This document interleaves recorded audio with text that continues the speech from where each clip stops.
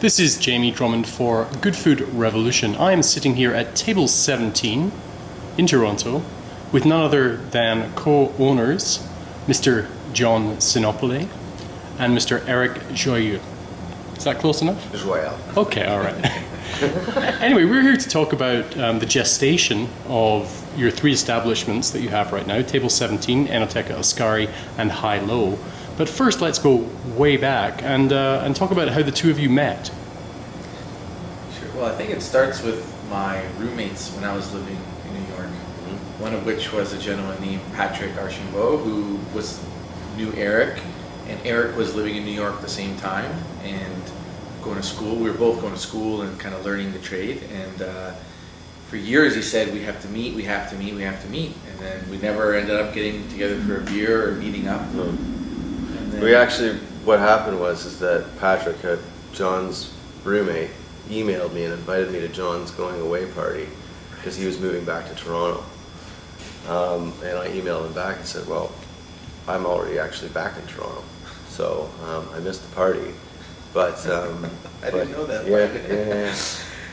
But I said, shoot him, give him my details and stuff like that, and when he gets settled in Toronto, we'll get together and have a drink and stuff like that, and that's exactly what we did.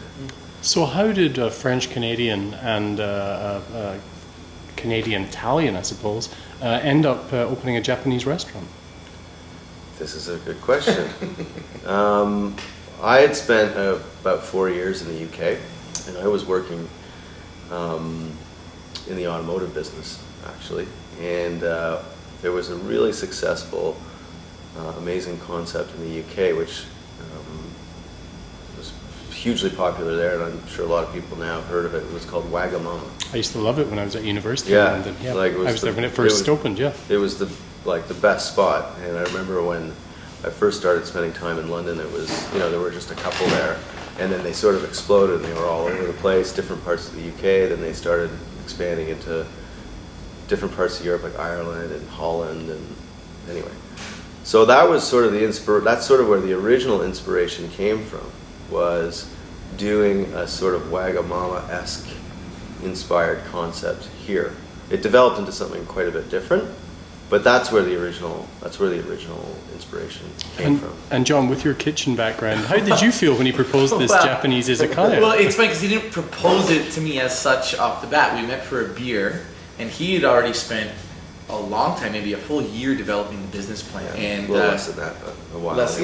And so we sat down for a beer, and he shows this business plan to me, and I said to him, "Wow, well, did you know that I used to live in Japan?" And he's like, "No," and he just kind of knew where I worked in New York, and he was just kind of throwing it around, and it kind of just went from there. Like, well, like I know this food very well. Like I didn't know, like the Wagamama style stuff was a little bit weird for me because it was a little Pan-Asian, not exclusively Japanese. I'm like, well, I ate like ramen and Japanese pub food, like izakaya food, like every day for a year. So you did have some experience. I did, and I wasn't cooking for a profession in Japan, but I did take cooking classes and did a lot of eating my way through the country. So that was, and that was years before, however, like it wasn't like in recent memory, but I knew what I was looking for in terms of end result for that.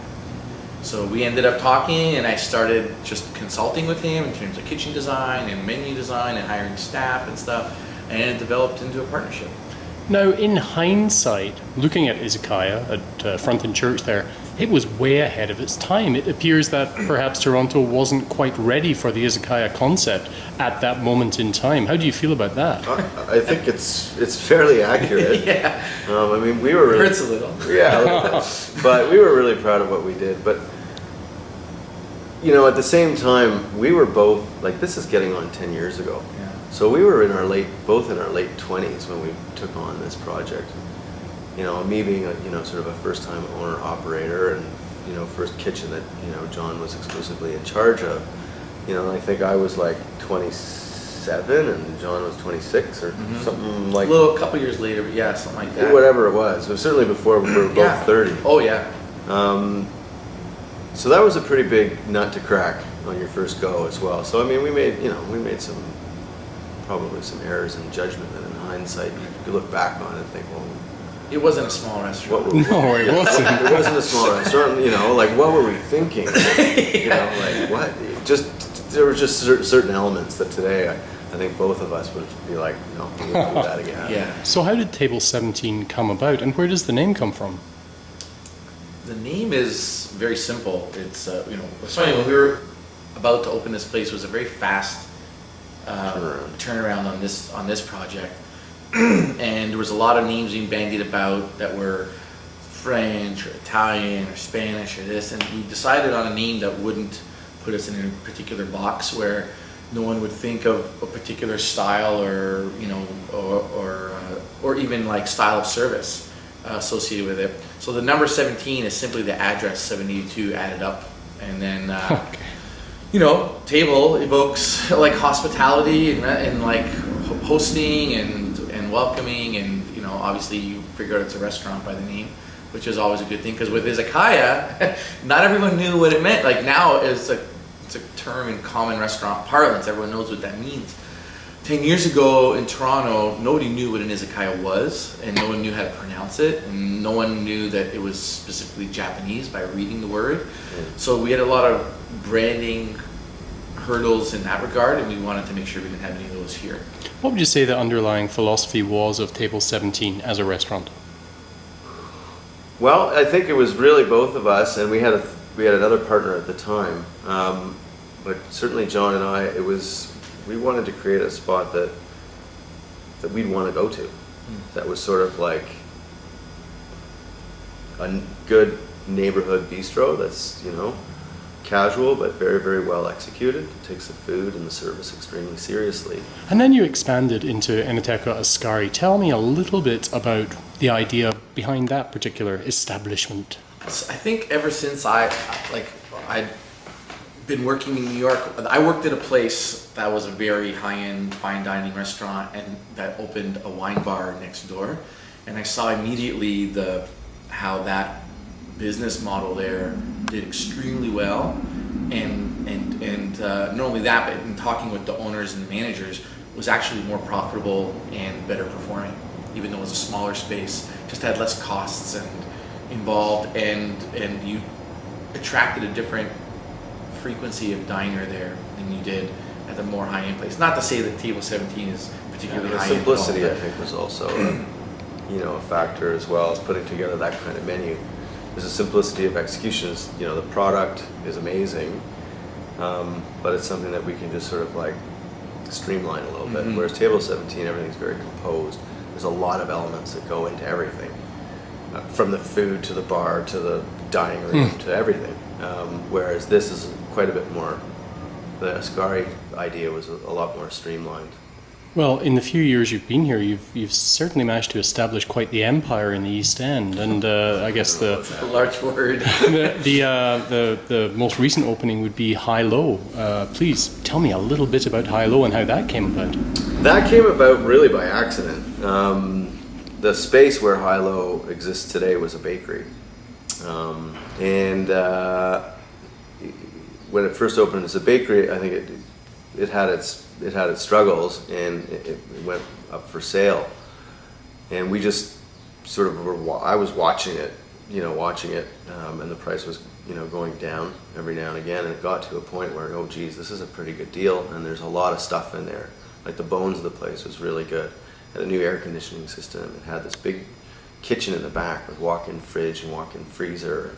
So there was a lot of interesting possibilities with both the front of the space and also utilizing the back of the space. And so we sort of snatched up the space with the idea of putting in a bar, with the idea of using the back kitchen to help support some of the stuff that we do at Table 17 and at Ascari. And I think we actually signed the lease or bought the place even before we really knew what kind of place we were going to open. We just figured it out. We just knew we were going to open something. We knew we wanted it to be like a neighborhood like clubhouse, like the actual name and design, the look of it came like after. the Hells Angels one that was shut down. Yeah, exactly. But actually, all joking aside, there was another great place in the neighborhood that had closed not that like about 6 months before, called the Avro, which Yes, I remember that. was very quickly like a neighborhood institution. Yeah, we loved it very much. after like a year. And we sort of carried on that torch a little bit. That was a real neighborhood sort of hangout. Great owners, great people, just a really good spot. And there was a big void left when unfortunately they were forced to close. And so we didn't hide the fact that that was definitely sort of a mantle that, you know, the torch that we were sort of picking up. And thankfully with the blessings of the former owners there, and we sort of told them this is what we had in mind, and I think they were excited by the prospect. And in fact, one of the owners, Rachel of the Avro, she ended up helping us and doing all our branding and communications and stuff like that. Fantastic. So it was a cool little collaborative effort on that front.